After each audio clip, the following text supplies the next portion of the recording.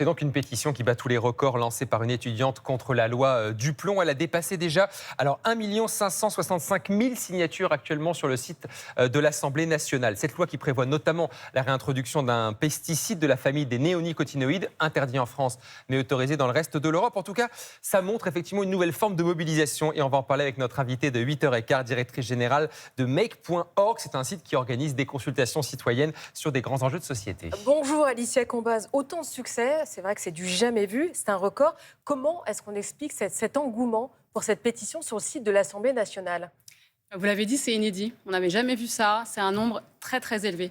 Moi, ça fait 9 ans, 10 ans que j'organise des mobilisations en ligne, de la mobilisation, des conversations en ligne.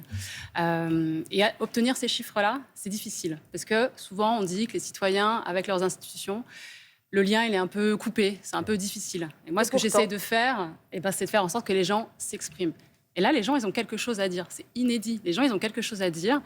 Ils le font dans un cadre qui est institutionnel, c'est-à-dire sur le site de l'Assemblée. Sur le site de l'Assemblée. Et donc, c'est la première fois que ça arrive. Et donc, ça ne laisse pas indifférent. En tout cas, moi, ça ne me laisse pas indifférente. J'ai l'impression que ça ne laisse pas la classe politique indifférente et ça ne laisse pas l'ensemble de la société civile indifférente. Mais alors, si ça prend, s'il y a autant de citoyens qui se mobilisent, c'est pourquoi ? C'est parce qu'ils espèrent une concrétisation, que ce n'est pas juste une pétition, quelque chose qu'ils vont signer en ligne et que ça n'aura pas de suite ?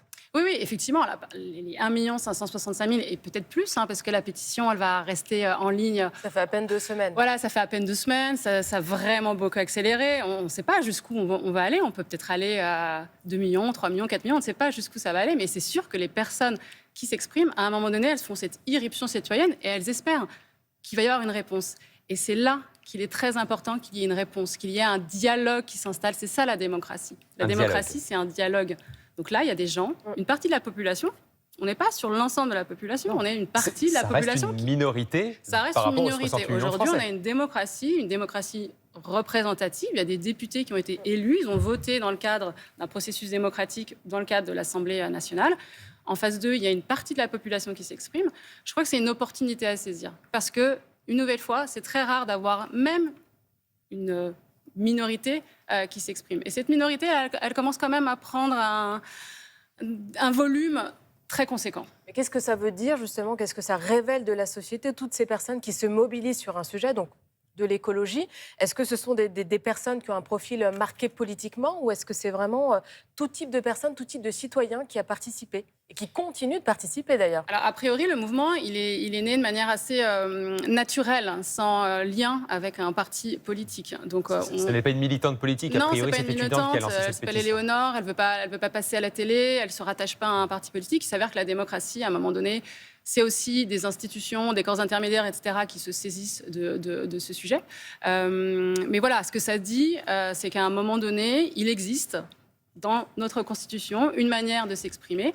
Ça dit que peut-être qu'il s'est passé des choses qui n'étaient pas parfaite avant, dans la manière dont la loi a été faite, mais je crois que la démocratie, une nouvelle fois, c'est un espèce de dialogue. La démocratie, c'est pas uniquement mettre un bulletin de vote tous les 5 ans, c'est aussi avoir ce sentiment, comme dit Pierre Vallon, de démocratie permanente.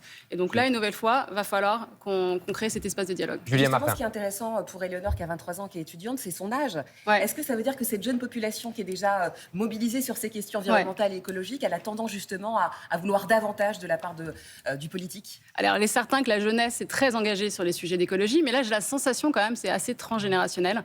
J'ai la sensation faudrait étudier qui sont ces personnes qui ont participé. Nous, ce qu'on voit dans nos consultations, qui sont plus des dialogues. Nous, on n'est pas dans la pétition et le référendum chez Make.org, on est plus dans la consultation, le dialogue. On se méfie d'ailleurs un petit peu du côté binaire du référendum, parce qu'il ne faut pas que ce soit une fin en soi. Il faut créer des espaces où on dialogue, où on trouve le consensus, où on va un petit peu plus loin que le oui ou non. En tout cas, là, il est certain que ça a l'air d'être transgénérationnel, ça a l'air d'être à travers l'ensemble de la société.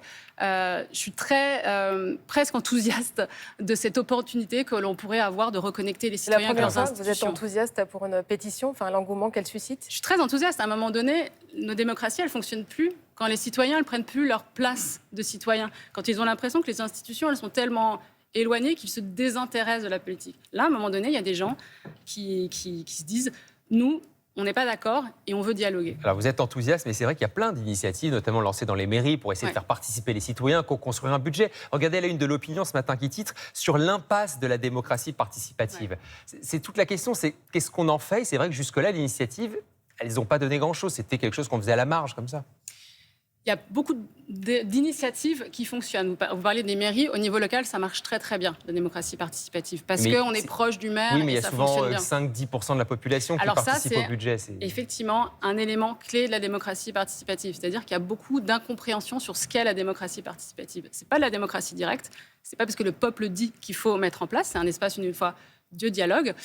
Et pour que ça soit légitime et que ça fonctionne, il faut qu'il y ait du monde qui participe. Et c'est ça, nous, qu'on a travaillé depuis 9 ans. Quand on lance, nous, une consultation citoyenne, on a 1 million, 2 millions, 3 millions de personnes qui participent. La masse, la diversité donne de la légitimité au processus. Très rapidement, est-ce qu'il y a déjà des pétitions qui ont permis de changer des lois ou pas? C'est une bonne question. Je ne crois pas.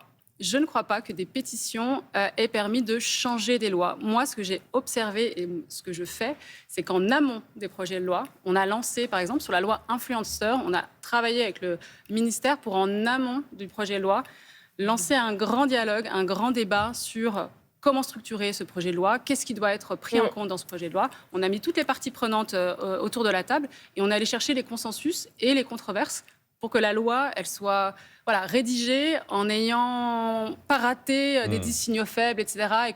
Et du coup, tout s'est bien passé. Le processus, ensuite, avance très, très bien. Merci en tout cas, Alicia Gombaud, d'être venue dans Télématin. Merci à vous. Make.org, le titre dont vous êtes la cofondatrice et directrice générale. Merci d'avoir été avec nous.